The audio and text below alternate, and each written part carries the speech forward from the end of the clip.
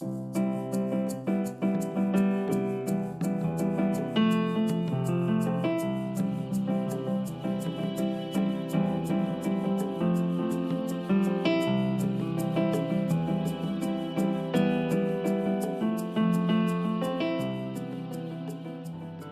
learned about alienated children and favored parents, but what about rejected parents? How does it feel to be Plutoed, to lose your family and your role as a parent? Rejected parents feel devastated when their children refuse to spend time with them, stop expressing affection and respect for them. They haven't been prepared for this level of rejection, and they're stunned by it.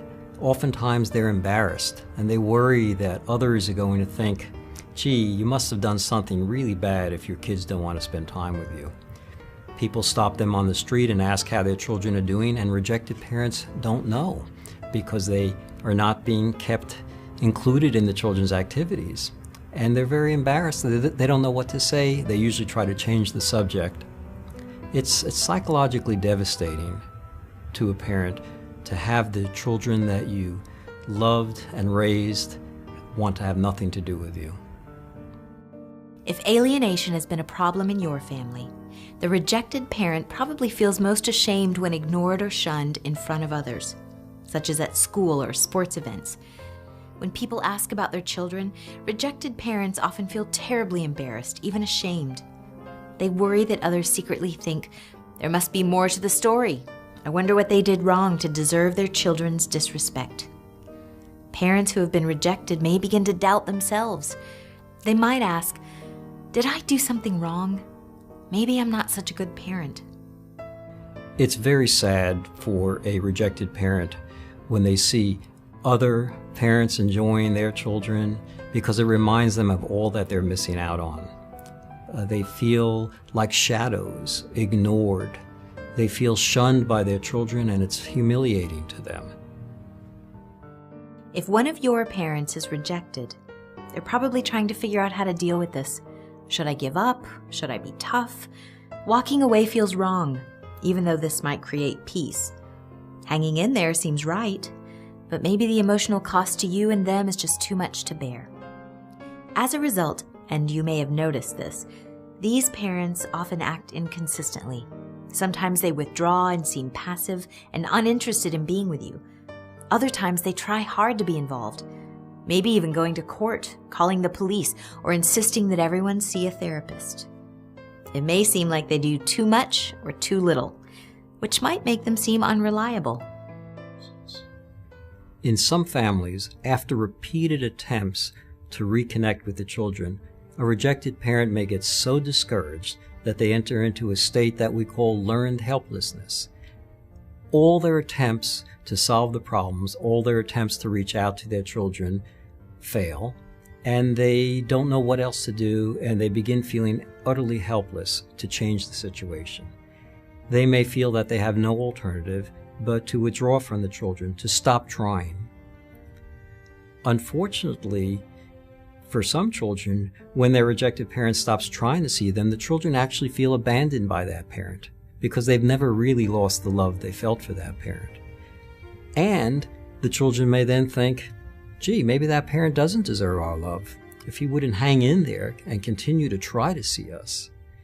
They may misunderstand the parent's withdrawal not as a sign that the parent just didn't know what else to do and felt helpless to solve the problem. They may misunderstand and think that that's a sign that the parent doesn't love them enough. In some situations, particularly when there have been multiple attempts to heal the relationship between children and the rejected parent, and these attempts all fail, there may be no better alternative than to at least accept the situation as it is and temporarily stop trying to heal, stop trying to reconnect, with the hope that sometime in the future the time will be right for the children to recover their love and restore a positive relationship with the parent. Rejected parents often ask others for advice on how to manage this difficult situation. Sometimes well-meaning friends and relatives encourage parents to respond with anger. You need to teach your ex a lesson, or how dare your children treat you like that? This can lead parents to overreact in ways that don't help. If your parent responds this way, it might drive you further away rather than make you want to repair the relationship. In fact, rejected parents sometimes need to be reminded that all kids complain about their parents from time to time. Just because a child is moody or negative doesn't automatically mean that the child is becoming alienated. Rejected parents seek advice from professionals, such as lawyers and psychologists. Rejected parents are often told that the best way to handle their children's rejection is to allow a cooling off period, allow the children to withdraw for a while, wait for the right time to come when the children will reach out to reconnect with you. But unfortunately, in many families, the right time never comes. And what began as an alienation, where the children had negative attitudes about the parent, becomes a total estrangement where the children lose all contact with that parent. One of the most important things for a rejected parent is to try to stay in touch with the children. Try to maintain contact. Now, this may mean having to develop a thick skin, because when the children are with you, they may treat you with contempt and with disrespect. But we found that it's easier to help children recover a positive relationship if they spend time with you and if they get to see that the rejected parent still loves them and is not giving up. So what can rejected parents do? In the words of Winston Churchill, never, never, never give up. Not giving up, though, requires persistence and understanding, and your parents may not have a lot of that left if they've been rejected over and over. When they lose their patience, and nearly every parent does from time to time, parents make mistakes. The favored parent might exaggerate these mistakes to make it seem like the rejected parent always acts impatiently, or that this is why the children don't want to spend time with the parent. When children treat a parent so disrespectfully, most often the parent is not at all prepared to deal with that effectively, and they react by overreacting.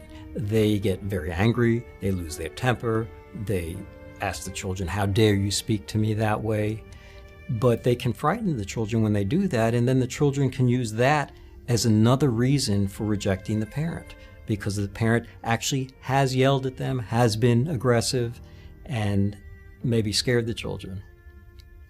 In other cases, rejected parents will tell the children, "If you don't enjoy spending time with me, why don't you leave this home and come back when you can be more positive?"